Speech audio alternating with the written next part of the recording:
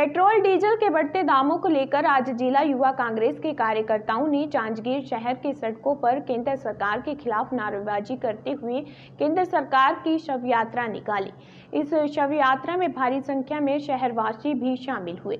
शव यात्रा में जांजगीर के नेताजी चौक से निकलकर जांजगीर के कचहरी चौक में समाप्त हुआ। शव यात्रा के दौरान युवा कांग्रेस के कार्यकर्ताओं ने केंद्र सरकार के खिलाफ जमकर नारेबाजी की। युवा कांग्रेस के कार्यकर्ताओं का आरोप है कि पिछले 20 दिनों से लगातार पेट्रोल डीजल के दाम बढ़ रहे हैं, जिससे आम जनता को आर्थिक परेशानी का सामना करना पड़ रहा है। जनता की समस्याओं को देखते हुए केंद्र सरकार को जल्द से जल्द दाम कम करने चाहिए। न्यूज़ 24+ के लिए जांजगीर चांपा से मुरली नायर की रिपोर्ट।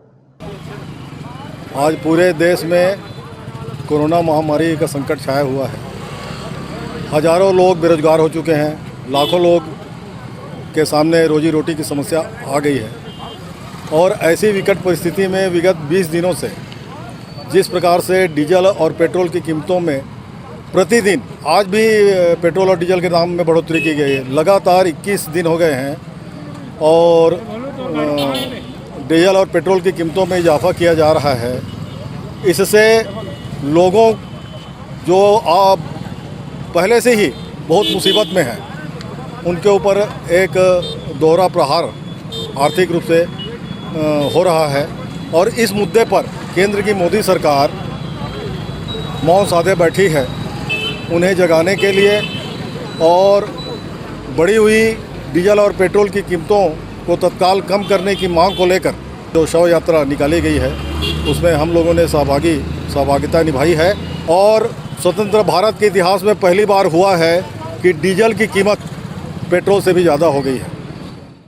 आज प्रदेश युवा कांग्रेस के आह्वान पर पेट्रोल और डीजल पर जो लगातार मोदी जी के द्वारा कल 20वां दिन था कि रोज़ कुछ न कुछ रेट पेट्रोल डीजल के बढ़ाया जा रहा था। हमारे प्रदेश अध्यक्ष के निर्देश पे आज जिला मुख्यालय में नेताजी चौक से कचहरी चौक तक केंद्र सरकार का हम लोग एक शव यात्रा निकाले हैं। उस शव यात्रा में बाइक को हम लोग रखे थे कि अब बाइक कार चलाना मुश्किल हो गया है, क्योंकि मोदी जी अपना एक नया टैक्स लागू किए हैं। पेट्रोल और डीजल के नाम पर पूरे भारतवासियों को लूट रहा है। आपके माध्यम से और सब चैनल के माध्यम से रोज़ पता चल रहा है कि कच्चा तेल का रेट लगातार कम होते जा रहा है और मोदी जी का जो अपना पेट्रोलियम वो चला रहे हैं वो रोज़ बढ़ रहा है। और इतिहास में पहली बार पेट्रोल से भी महंगा डीजल हुआ है। ये मोदी जी का एक प्रकार से बहुत बड़ा योगदान है भारतवासी को तंग करने के लिए। और रोज़ मोदी जी अपना ये लूट मचाए हुए हैं, उसी के विरोध में आज हम लोग शव यात्रा केंद्र सरकार का निकाले।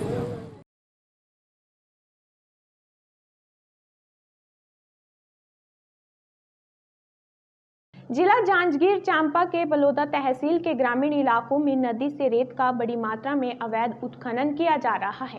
रेत के अवैध उत्खनन से शासन को प्रति माह लाखों रुपए की राजस्व की क्षति हो रही है। वहीं पर्यावरण संतुलन बिगड़ रहा है। हसदेव नदी से लगातार रेत का दोहन होने से नदी नालों के अस्तित्व पर संकट के बादल मंडरा रहे हैं। हालांकि प्रशासन समय समय पर अवैध रेत का परिवहन करने वाले वाहनों पर कार्रवाई भी करता रहा है। इसके बावजूद रेत उत्खनन और परिवहन का सिलसिला थमने का नाम ही नहीं ले रहा है।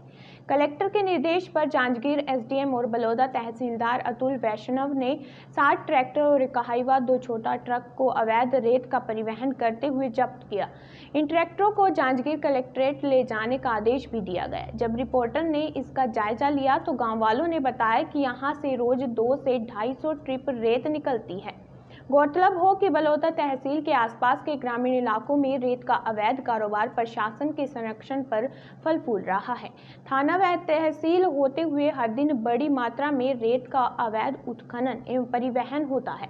सूत्रों की माने तो कुछ स्थानीय लोग रेत के अवैध खनन में संलिप्त हैं। इन गांवों में सुबह के 4 बजे से रेत खनन शुरू होता है और फिर पूरा दिन खनन और परिवहन चलता रहता है। ग्रामीणों ने बताया कि गांव में भी 2000 रुपये प्रति ट्रैक्टर ट्रैली रेत बेची जाती है। और जब रेत के महंगे दामों के बारे में पूछा जाता है तो ट्रैक्टर मालिक या चालक बताते हैं कि सभी को पैसे देने पड़ते हैं, तब कहीं जाकर रेत खनन की अनुमति मिल पाती है। क्या नाम है तुम्हारा? किशन कुमार ठाकुर। ये कहाँ से ला रहे हो? नवा गाँव। कितने रुपये राल्टी लिया आप? 300। राल्टी काट के दिए? नहीं। तो कैसे करोगे? देखो अमित साहू। क्या है नंबर गाड़ी का? 16। कितना दिन हो गया? इसको 6 महीना। नंबर नहीं आ रही? नहीं।